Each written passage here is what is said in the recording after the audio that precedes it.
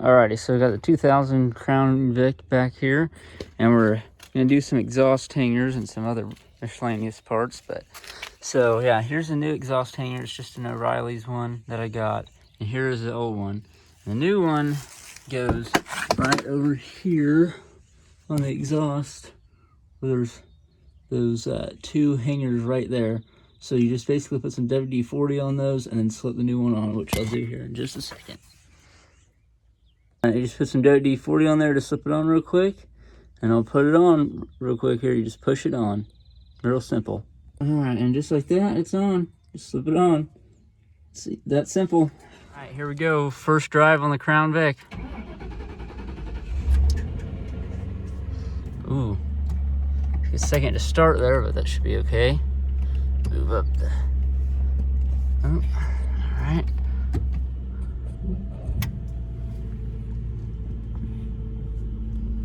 She runs and drives down the road just fine. That's good. I'm gonna have to take it off. The brakes, you can hear that they're starting to get that crap off. I am gonna have to replace the brakes, but other than that, she runs and drives just fine. But yep. Alright, so here's one more simple thing we're gonna do the Crown Vic. Just because it sat for so long, we're gonna change the air filter.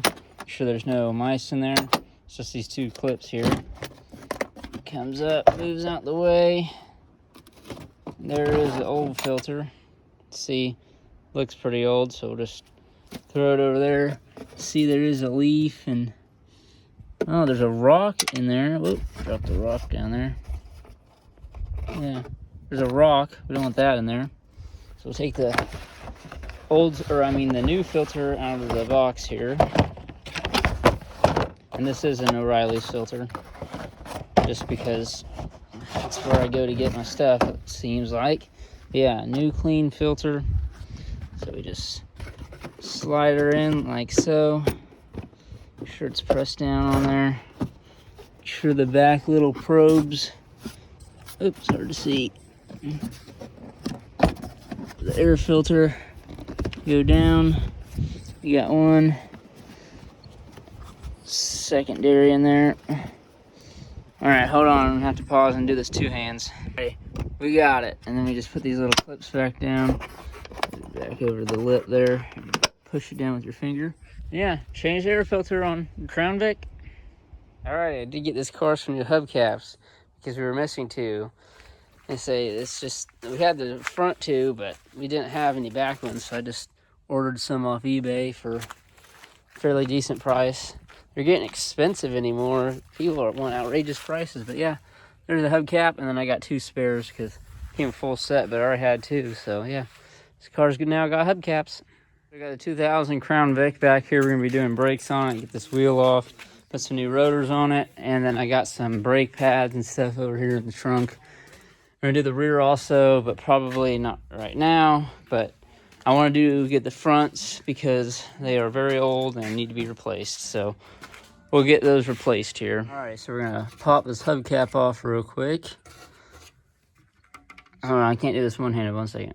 Hubcap off, so we'll take these lug nuts off, get this wheel off to access the brakes. I'm just gonna use an impact here because it's a lot easier. Make sure it's on all. One. Oops, still spinning on there. Just two. 3, there's 4, and get on there. 5, okay. Drop those off, pop this wheel off here, just like so. Have to set the phone down because it's a heavy wheel. You can see the brakes here, how old they are, and just scored. The pads aren't really much any better. So I figured just might as well change them. Also, this car sat for a good 3, almost 4 years. So it's just time to replace them. Oh, it looks like we need a upper ball joint too. Holy crap, it looks like that nut is almost, or it is gone. Yeah, we're gonna need to replace that before we can drive it. Good thing we're doing brakes. So, yeah, there's another problem, but yeah, we'll get this off and see what we need to do. So we got the rotor off, you can see, and the caliper bracket, which was a pain about. These are very tight, I think 80 foot-pounds. And then, yeah, we gotta replace this ball joint here. You can see it's just blown out and there's no nut. And then also, I think it's a sway bar, or a sway bar control arm. That needs replaced. The bushings in it are shot, but the wheel bearing sounds okay. So we'll leave that alone. But we will put this new rotor on and brakes and everything else. So yeah, this car does have a lot more a lot more that needs to be fixed on it than I thought, but that's okay, just more content. So we got the brake caliper on and the rotor, and we'll just put some of this lubricant here right where my thumb is on both sides, just so they don't squeak, and put that on real quick. So yep, so here's the car after I did the brakes.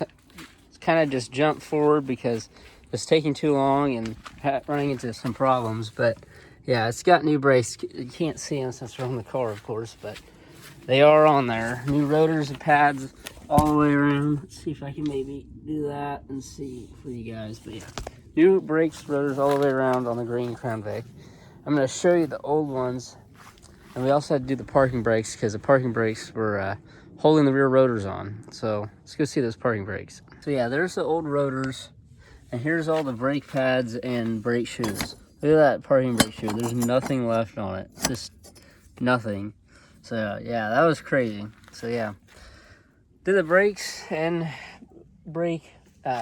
emergency brakes on the 2000 Ford Crown Victoria. But yeah, that'll wrap up the video on the brakes and rotors and everything for this 2000 Ford Crown Victoria. Please like and subscribe.